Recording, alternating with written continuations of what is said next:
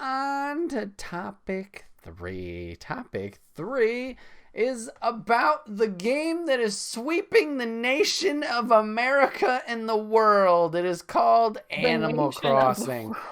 A nation of Earth. Oh, gosh. It's time for Animal Crossing talk. Yes, Animal Crossing. This game came out in March. And Lady and I have been playing it almost nonstop for God knows why. I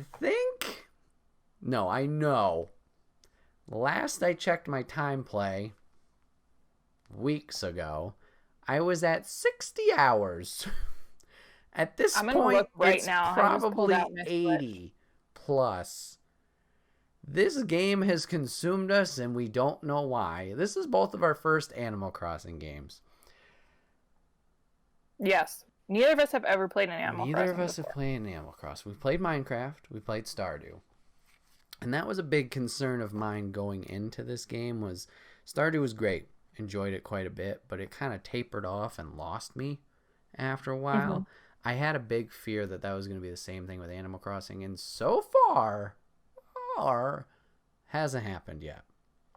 Now, it might eventually. There are moments where we're kind of catching ourselves being like, what do we do now, kind of thing. But this game, I don't know what it is. It's so simple, but also so complex in a way that makes mathematicians scratch their head as they don't know the secret formula to kicking their neighbors off their island. It doesn't make any sense. So I have a question. Yeah. How do you see how long you've played a game? So go to your profile, like where you would add friends and stuff, and it should be in your recent titles. So go to Kate's page. If you go up to profile, it has your thingy. Holy shit. I have played Animal Crossing New Horizons for 120 plus hours. Mine says played for 135 hours or more. Oh my god. Yeah, so we might have played it a little bit. That's a lot of hours. I'm not proud of that. I'm kinda, but not really, because that's almost as much time as I played Overwatch, and I played Overwatch more than 2 months. Ooh, okay. So Oh no. Man. All right. So yeah, I don't know what it is about this game that just like, it's so simple, but like I said, it's so complex. It's one of those games that you can just play but not like be super invested in the story, because there's not much one. We rolled credits probably a week or two after we got it. Yeah. Like, you can just kind of go fishing. Yeah. Or catch butterflies. Mm-hmm. Or hack the system and make Tarantula Island if you want to. Yes. And I kind of appreciate that. It's a weird game because it's kind of boring. And especially if you just explain it to somebody what it is, it's like, that sounds like a really boring game. Right. It's like, yeah, it kind of is. Right. But I also have obviously played more than 135 hours of it. Right. And I still am playing it. Mm-hmm. And I still enjoy it. So it's just relaxing.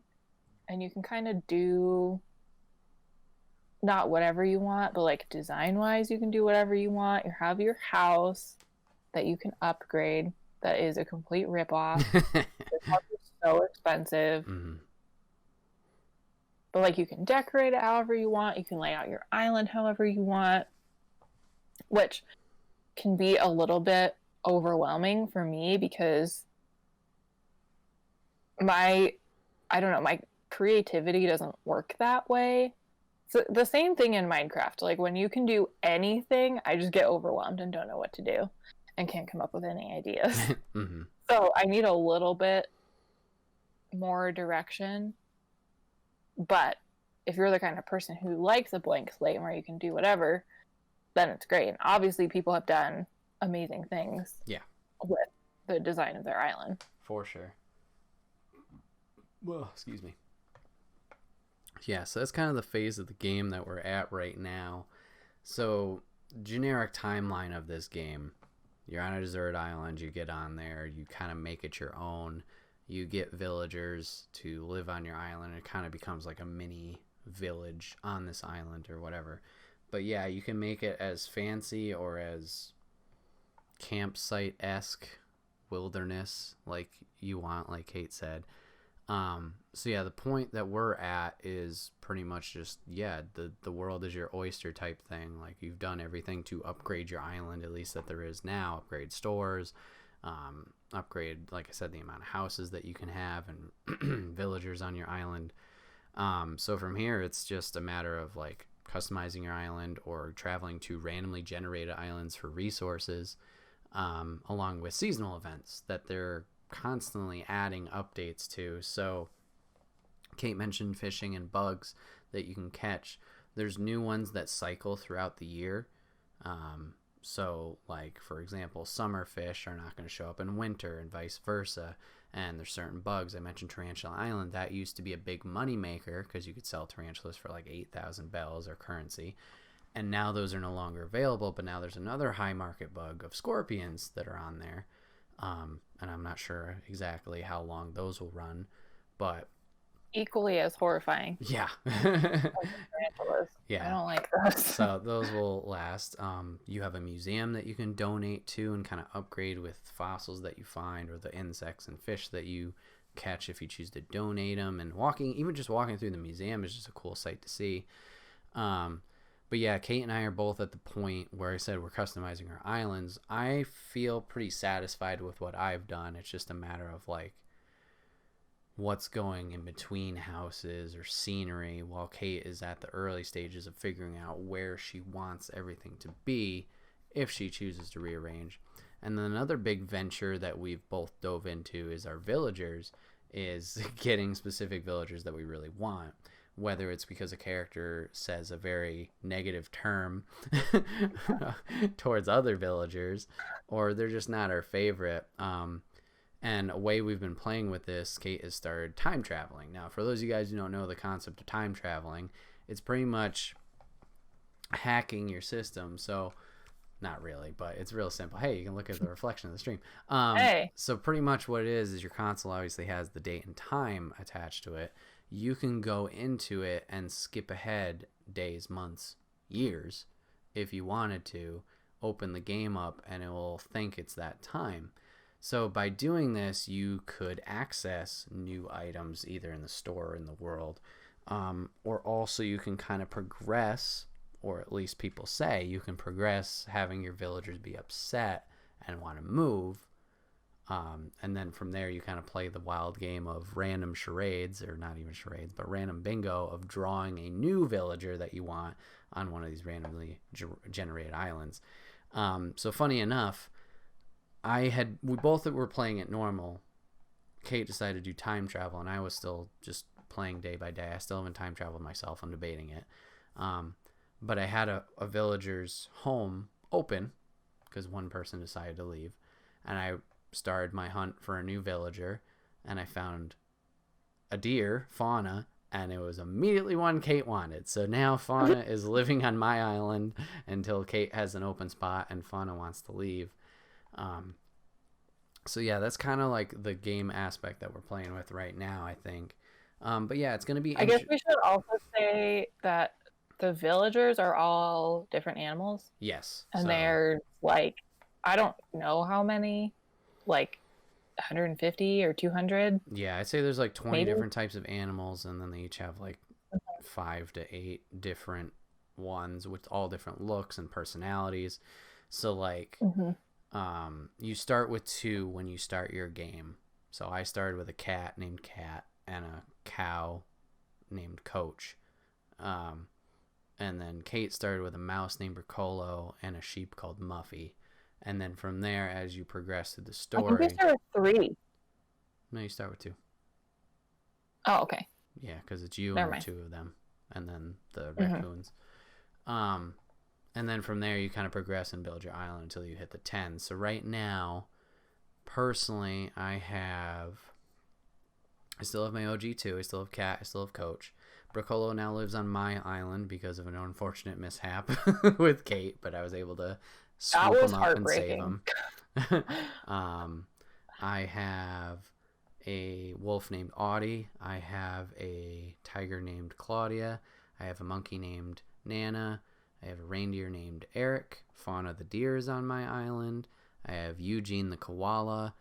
And then I also have Sterling the eagle. I believe that's all 10 that I have. Whose home is a prison. Yeah, he's probably the next one out. I thought he was cool when I met him because he was like a knight. And I was like, oh, that's dope. But yeah, checking out his house, it's like a prison. It's like, bro, what are you doing in here? So he might be getting the boot. Bro. No. So, yeah, there's a plethora of different characters, and it's funny. I mentioned how this game can be the simplest of things or the most complex of things, and we're going to talk a lot about the complexities of this game that's not even like designed into the game. It's just how people have decided to circumvent or work the system into their favor. So crap, I forgot what exact transition I was going to go into with this. Oh, okay. So villagers, obviously you can aim to get specific villagers. You don't have to. You could just live with those ones, and if somebody decides to leave, then you can either have them stay or have them go. But if you do the time travel aspect, at least from what people say, it can kind of help speed along the process. There are so many people looking for specific villagers that there's actually it's not the actual name, but I call it, there's actually a black market for getting certain villagers. So people are literally like exchanging like stocks villagers. I want Bricolo the mouse. I'll give you him for this many currency, or this many Nook Mile tickets, which is the randomly generated islands, or this specific villager, and you swap it or whatever. It's nuts, the community that is trying to work the system here to kind of get their people. Yeah. And another thing is they have a literal stock market of turnips that go on. So it's a very specific vegetable. Turnips are vegetables, right? Fruit. Yeah. That's sold only on Sundays. Only Sunday mornings. And you can invest in them. No problem with the way that the game does that time, which we can talk about for sure after your point. So you invest in turnips, buy however many you want, and then literally throughout the week your store will give you two prices, one in the morning, one at the afternoon, and you have to pick what high point you want to sell. And it's a literal stock market, and there's a freaking web sheet that you can plug in your numbers, and it will give you projections of what your max and min are and what days you should sell.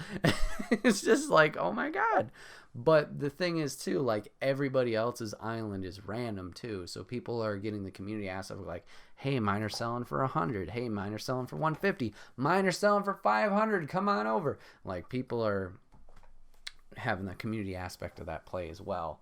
And what other shenanigans are there? I think those are the big ones that are like big brain conspiracy. Those are the main ones. Yeah. But yeah, you mentioned you mentioned the time mechanic or something that you had a problem with, so you want to talk about that? Yeah, I don't like the game telling me when I can and can't play. And I think that really, I mean, right now I'm home all the time, so I kind of can play at any time. But like, if you're at work and you can't play, there are lots of things in the game that are only available or open during certain hours of the day. And if you're not time traveling or setting your system to another time, it's real time days and times. So like, you can only buy turnips on Sunday mornings until noon, real time.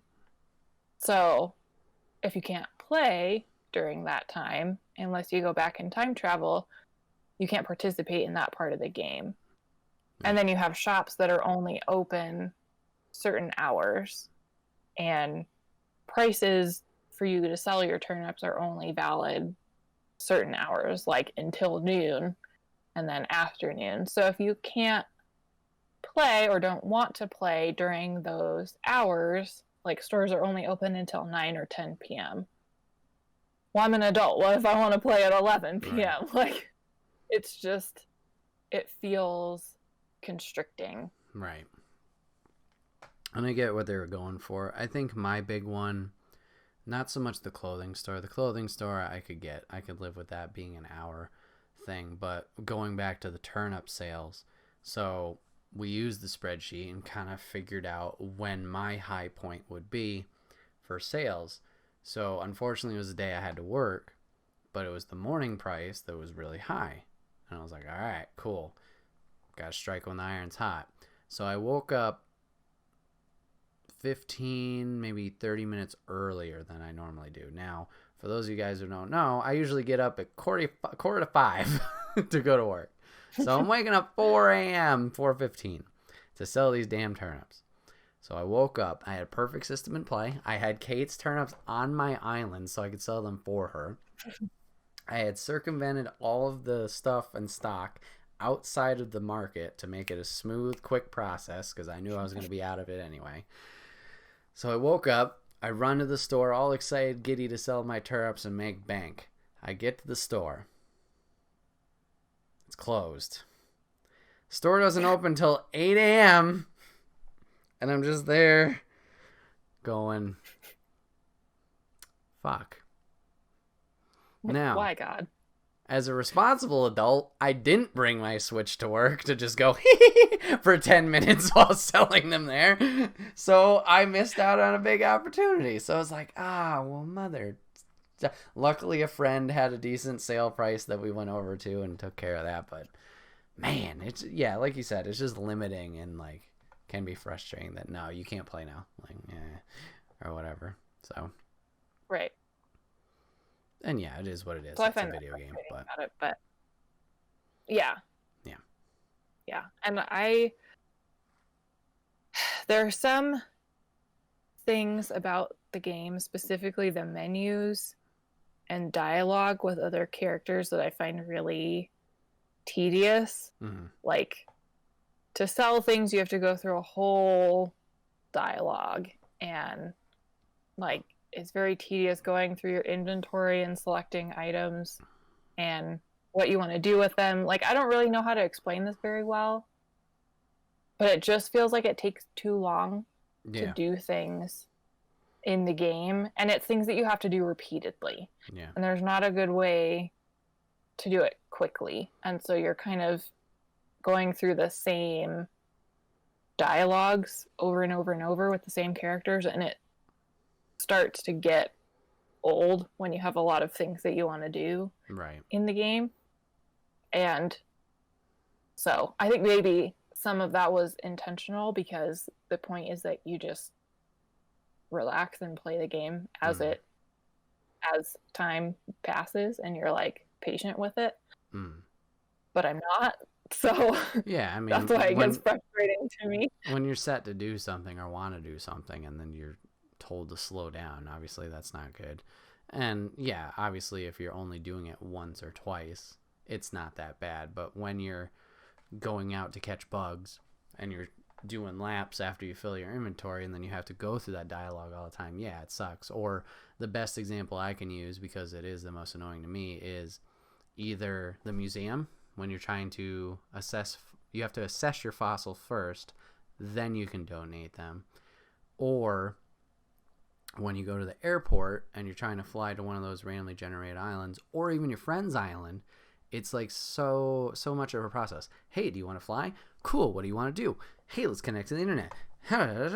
Are you all set? And you sure you want to go? Like, it's so many questions. Just like, let me do what I want to do. You have to go through. Yeah, it's a whole tree. Like, if you were programming, is this yes? Is this no? Is this that? Like, it's just like every roadblock along the way. So it is a small thing, but yeah, like we said, if you keep doing it, obviously it's just gonna be more apparent to you and be annoying. Yeah, this is gonna sound like a dumb complaint, maybe, but it really, when you're trying to pick up lots of items, and it has to do the little animation of you whoop, like whoop, putting it in your pocket. Mm-hmm. I'm like, okay. There's like 20 fruits on the ground that I want to pick up. Right. And I don't want to sit through this animation Yeah. for like 2 seconds every time. Yeah, they should recognize it. Like, I noticed something at the crafting bench. Like, if you're crafting a lot, if you mash A, your character will actually go through it quicker. So if they had something with that for the pickup to just make it a little bit faster, because you are doing a lot of it, maybe that would be better. And that's something they could add, but will they? Who knows? Probably not. But yeah, it's a great game, and we enjoy it quite a bit. I mean, obviously putting in as much time as we have, and like I said, it's only 2 months that it's been out, if that. Yep. And there's still more to come. Like, they just finished up Earth Day, which was super short, but they had a whole Bunny Day Easter event before that, which was fun. Towards the end, it was a little annoying, but it was fun. Yep. They'll have a Halloween event. When I'm trying to only catch a fish and it's always an egg. Yeah. I don't like it. Yeah. I don't like it. So yeah, we'll go have a Halloween event, we'll have a Christmas event. So they're constantly adding new things. They're adding new characters in to interact with, new stores and whatnot. Hi, Calvin. Old man Calvin's here to say hello to the podcast. Yeah. But yeah, it's a great time. If this is, I think I would definitely recommend this game to others, and I'm very grateful for the people who recommended it to me. And it does not don't think like this has to be something that you do play for 120 hours. Like, no, you do not need to get into it as much as we do. You definitely don't. Like, you could fully experience the game in way fewer hours than that. Oh yeah, for sure. Yeah, even if you just want to hit that end point, you're like, okay, I'm good, or just take it in smaller bite-sized chunks too. Like, my friend Nolan, who was one of the people who recommended it to me, was like, no, it's just something you kind of pick up for 5-10 minutes a day, just like pop in, see how everything is, and that's it. And I don't know if that's how he's playing this current one, but that was how he talked about it with me. It's just like, yeah, something to pop in. So if that's something that you want to do, then I definitely recommend it. Like, I know a lot of people are playing it. Dio's got it, Billy's got it, Nolan's got it. There's a family down the street who I'm friends with. They all have it, and they're playing it together. Like, it was a good old time. So yeah. That you can go and visit other people's islands. Like, your character can actually go. I can go and be on your island. Right. And that's really fun. So we can play together, and I can steal stuff from your island. Yeah, it's a little steal from your island. And that's the thing too. Like, she mentions taking stuff. Like, you have to allow access to that. So if you were like worried about that, it's not like any random person can just show up on your island, right, and take stuff from you. Like, you have to give people permission to be on your island and to be able to take stuff. Right. So, and I will say that as a negative. That's something that I wish was better. So if you allow people permission to do stuff on your island, pick up items, they can help you chop trees, they can help you plant plants, whatnot, etc. But you can't put items down or customize your island while others are there. And I kind of wish that wasn't the case. Like, I get it if it was the allowance thing, like, hey, I'm not allowing anybody else to edit my island thing, fine. But if, like, you're allowing people to do that, you should be able to work together, be more of a cooperative experience with that. Yeah. Because I mentioned before, Kate's trying to rearrange her island, and it's going to be a big project if she does the original thought. Take forever. And knowing what I did, yeah, it takes some time, and that was non-time traveling. Like, I was waiting day to day for buildings to move and stuff like that. Like, I just wish I was able to lend that extra hand of, I go dig this, and I was doing it with, like, chopping trees down, but that's all I can do. Excuse me for a second. Bless you. Thank you. Sorry, audio listeners. But yeah, so that's all. And I don't know if it's a technical thing. Maybe they just can't do it. Maybe it's not going to make the game run or whatever, but that'd be a nice thing to add. It would. Yeah. And this is also a game, if you're thinking about playing it, you do not need video game skills. Right. to play this game. Yeah. This is an extremely accessible game. Yeah. The only video game For skills you're people gonna who don't need. really play games. Like, yeah. Anyways. Yeah. The only video game skills you're gonna need is if you want to catch tarantulas or scorpions when they're chasing after you. Which is horrifying. Yes, it is. They are very fast. But if you sneak up on them, you got no problem. So, pro tip. But yeah, Animal Crossing, good time. Definitely a good time. It's a great game. Obviously, we've played a ton of it. Yeah. I'm kind of shocked that they've played that much of that game. Of anything. Yeah. It's just like, unless you let it stress you out, which I definitely have sometimes, it's a pretty relaxing experience. Like, you have cute animals who live on your island and you go talk to them and you like make friends with them. Yeah, and they say funny stuff. And then or do you funny like things. chop down trees. Yeah, they say funny stuff. You like plant flowers and pick fruit, and it's just really nice. Get in a lot of debt to build your house. No interest though. You pay it off whenever you want. No interest. Till Tom So comes it's at your just- door with a bat. Yep. And then you gotta run. Yep. If you value your kneecaps, then you Yep. gotta run. It's just a really fun game. It's just, I think, especially with current situation, like, people are stressed out, people are at home, everybody can play this game and you can play it together, and it's just like a chill experience. And so I think it was not that they could have foreseen that, but it was good timing. Yeah. For this kind of game to come out. Right. And not everybody needs their own Switch and island. Like, obviously, that can help in ways, but you can also live on the same island off one Switch. Unfortunately, only the main character can progress the story elements or whatever, but you can all run around the same island at the same time, I believe. I didn't know you could do that. I don't know how that works on TV. Pretty sure you can. That might be something to research, but I know you can definitely play on the same Switch, island-wise. Maybe just multiple profiles, because Kenny and his daughter are on the same island. But I don't think they both run around at the same time. So maybe not. Excuse me, from earlier. So, yep. There's that. Whew. So yeah, there's Animal Crossing. Did you want to do topic 4? We're about... We're good. We're at like 2 hours. At the limit of what you can render later. So we'll save that for later. Alrighty, guys. This has been another episode of the Wait, What Are We Talking About podcast, episode 69.